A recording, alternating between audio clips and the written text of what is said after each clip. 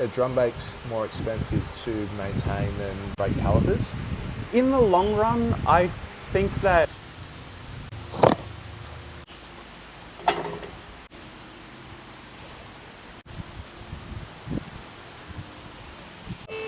being that the car's only got 45,000 Ks, everything should be good, but we check anyway just in case something has happened. Our first check is for the wheel bearings.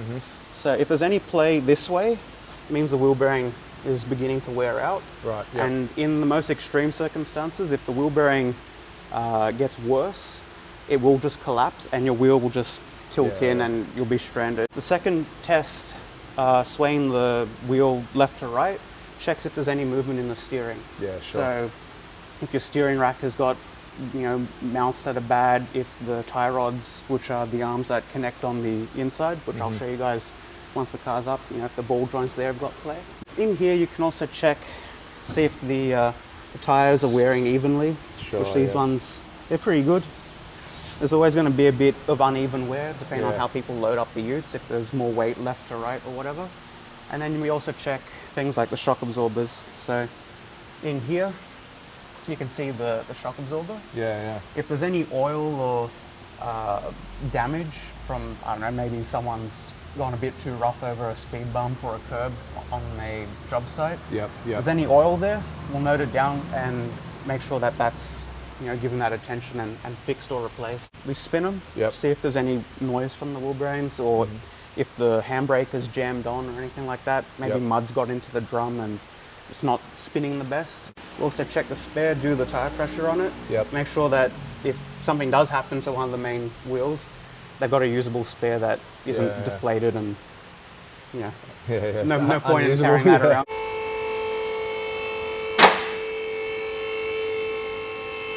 A couple more checks that we do. So this is the tail shaft of the vehicle. You've got what's called a center bearing here. Make sure that there's no play.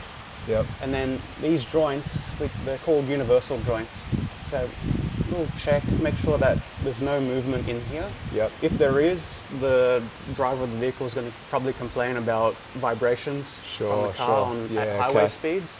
Under here, we've got the drum brakes. Something that commonly happens with higher mileage vehicles is the differential seals will begin to leak and contaminate the drum. When that happens, because braking is a friction-based process, if you've got oil, you're not going to have brakes. So these look good. These are completely dry. So you'll see that. You'll see it coming out. In extreme circumstances, you'll see this will all be covered in oil. Are drum brakes more expensive to maintain than brake calipers? In the long run, I think that the drum brakes are more cost effective. If you've got a really good driver that's not aggressive on the brakes, you might get 100,000 kilometers out of the drum. We've got the exhaust. If it's a seaside car or somewhere that goes to the snow and they salt the roads, you might find that the exhaust is rusted out. So just a quick thump of the muffler, make sure that there's no rust in there. We've got the transmission.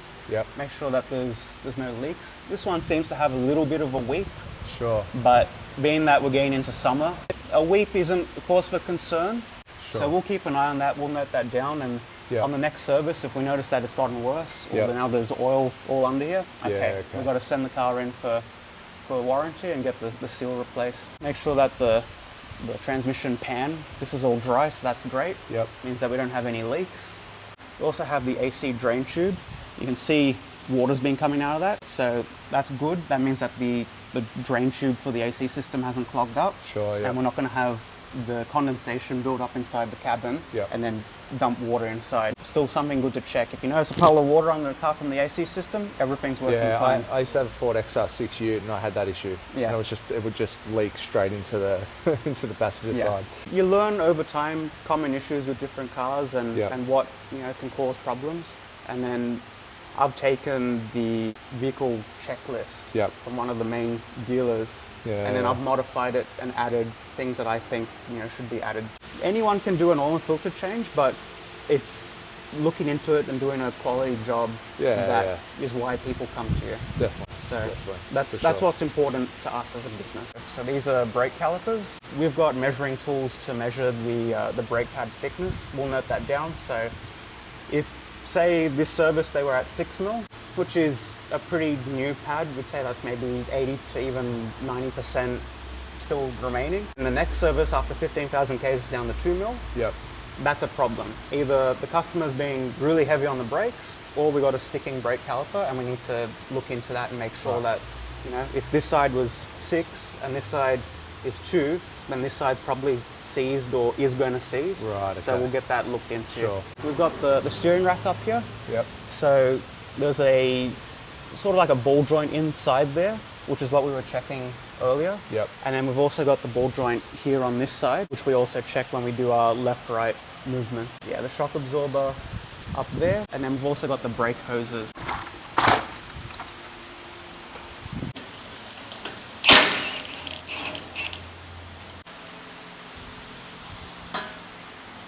So yeah, this is the underside of our engine, and same thing here, we're always checking for leaks, making sure that there's no damage. Right underneath the bash tray is the electronic components for the steering rack. Yep. So you also want to make sure that hasn't been an underside hit, and that this isn't damaged, because obviously then we're going to have problems with the steering. I was going to say, do all of them come with bash plates or bash trays? Not all of them, but a majority of them now, they've all realised with how they're used in this country that it's a good idea. It's necessary. They don't want to have to do warranty claims, sure. They don't want angry customers. So. Definitely. So yeah, we've got our sump, and that's our drain plug, which is where we'll drain the oil from. Yep.